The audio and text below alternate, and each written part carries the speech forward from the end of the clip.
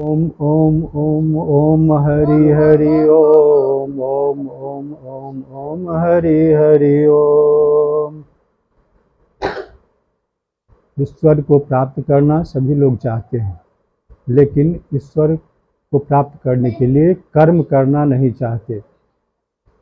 जिस तरह आप किसी फूल का सुगंध आप ही प्राप्त कर सकते हैं, उस तरह अगर दूसरा आदमी उसे जब सूंघेगा तो उसको वह सुगंध प्राप्त होगा। बिना कर्म किए हुए वह प्राप्त नहीं कर सकता है। इसलिए हमेशा कुछ न कुछ कर्म करना ही पड़ता है, और आध्यात्म कर्म सबसे उत्तम कर्म है, क्योंकि जीवन का लक्ष्य भी वही है कि जब भी आप मनुष्य जीवन में आते हैं तो मनुष्य का एक ही कर्म होता है कि वह ईश्वर को प्राप्त करे। हर जीव में ईश्वर ने कुछ न कुछ दिया है। जैसे संसार में कोई भी वस्तु ऐसा है जिसका कुछ न कुछ अस्तित्व रहता ही है।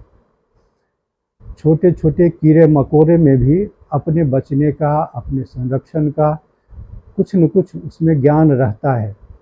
उसी प्रकार उससे बड़े और जो जीव हैं उनमें भी कुछ न कुछ ज्ञान रहता है। गाय भैंस बकरी जितने हैं उसमें भी ज्ञान रहता है कि कुछ न कुछ अपने आप की सुरक्षा के लिए अपने खाने पीने का ज्ञान उसमें भी रहता है। लेकिन मनुष्य में एक ऐसा गुण दिया गया है, वह स्वाभाविक गुण है, भावनात्मक गुण है, और उस गुण के द्वारा वह ईश्वर को प्राप्त कर सकता है। हम लोग ऐसा मान लेते हैं कि वह ईश्वर कुछ संसार में कुछ ऐसा चीज़ है ही नहीं जो ईश्वर कहा जाता है, लेकिन वास्तव में ईश्वर हैं। उसे जानने की, उसे पहचानने की इच्छा जब प्रबल होती है जीव में, तभी वह जान पाता है। और यह प्रबलता तब आती है जब आदमी संसार में कष्ट भोगता है, कष्ट पा लेता है। उसे सांसारिक मोह से जब घृणा होने लगती है, तब वह ईश्वर की ओर जाता है। वैसे सादे मन से कोई जाना नहीं चाहता है। अगर आप अच्छे मन से, अच्छे विचार से जीवन के शुरुआत में ही यह शुरू कर दें कि मुझे ईश्वर प्राप्त करना है, अपने बच्चे को यह प्रारंभ कर दें कि ईश्वर प्राप्त करो, तो वह प्राप्त कर लेगा। जिस तरह हम देखते हैं कि एक माँ के अगर 3-4 बच्चे हैं और उसमें से 1-2 अगर खाने के लिए रोता है कि मुझे माँ खाना दो, तो माँ खाना देती है। अगर कोई कहता है कि नहीं मुझे गोदी में लो, तो माँ निश्चित रूप से उसको गोदी में लेती है। उसी तरह वह ईश्वर भी माँ स्वरूप ही है, और वह बच्चे को अपने गोद में बिठा लेती है। इसमें कहीं भी संदेह नहीं है। लेकिन मन में अगर भाव हो तब, मन में अगर ऐसी तृष्णा हो तब, अगर न कुछ हो तो ईश्वर के लिए आप अपना सब कुछ समर्पण कर दीजिए। समर्पण का भाव सच्चे मन से होना चाहिए, शुद्ध मन से होना चाहिए, और ईश्वर के प्रति हमेशा आसक्त रहना चाहिए, सत्य वचन बोलना चाहिए। ये सब कर्म करने से ईश्वर के नज़दीक आप जाते चले जाएंगे। इसमें गुरु का एक बहुत ही महत्वपूर्ण योगदान होता है।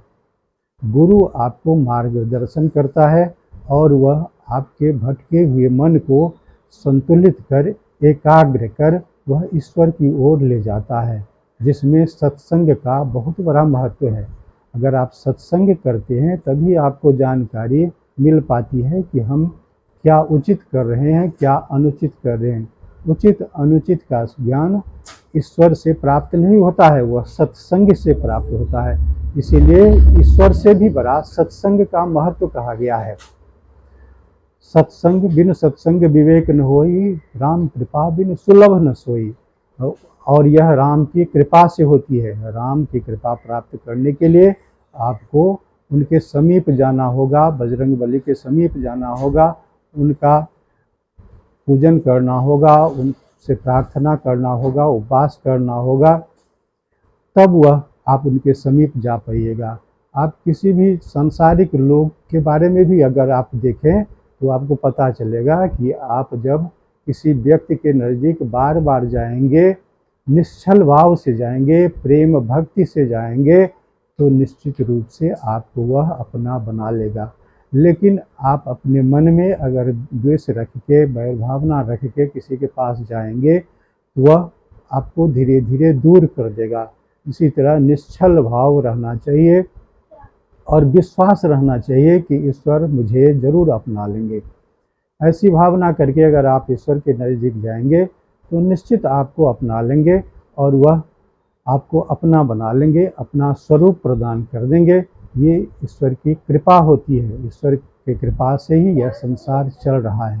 संसार में जितने भी राग, द्वेष, बैर भाव, भय, क्रोध, चिंता, आलस्य जितने आते हैं, सब ईश्वर का दिया हुआ शरीर में एक एक उपक्रम है और उसी के द्वारा यह संचालित होता है। मन, इंद्रिय आप के द्वारा आप जिसको चाहते हैं वही आपके मन में आता है, आपके सामने प्रकट होता है। मन का निग्रह करने के लिए आप गुरु का सेवन करें, गुरु का कृपा प्रदान करें, गुरु से आशीर्वाद लें, तो निश्चित रूप में धीरे धीरे गुरु की कृपा से मन शांत हो जाएगा और आप ईश्वर की ओर जा पाएंगे। सत्य ईश्वर ही है और उसके अलावा जगत में कुछ भी सत्य नहीं है। संसार में जो भी वस्तु आप देखते हैं वह एक दिन धीरे धीरे नष्ट हो जाएगा और फिर वहाँ दूसरा जन्म लेगा, दूसरा जीव जन्म लेगा, दूसरा पेड़ पौधा जन्म लेगा, दूसरा घर बनेगा। ये हमेशा चलते रहता है। इसलिए इस संसार के चक्र को पृथक देखते हुए अपने आप को ईश्वरी भाव में देखिए और ईश्वर को अपना बनाकर देखिए। देखिए आपका जीवन आनंदमय, सुखमय, समृद्धमय, शांतिमय हो जाएगा। कहिए हरि ओम ओम ओम ओम। 6 मिनट में खत्म हुआ।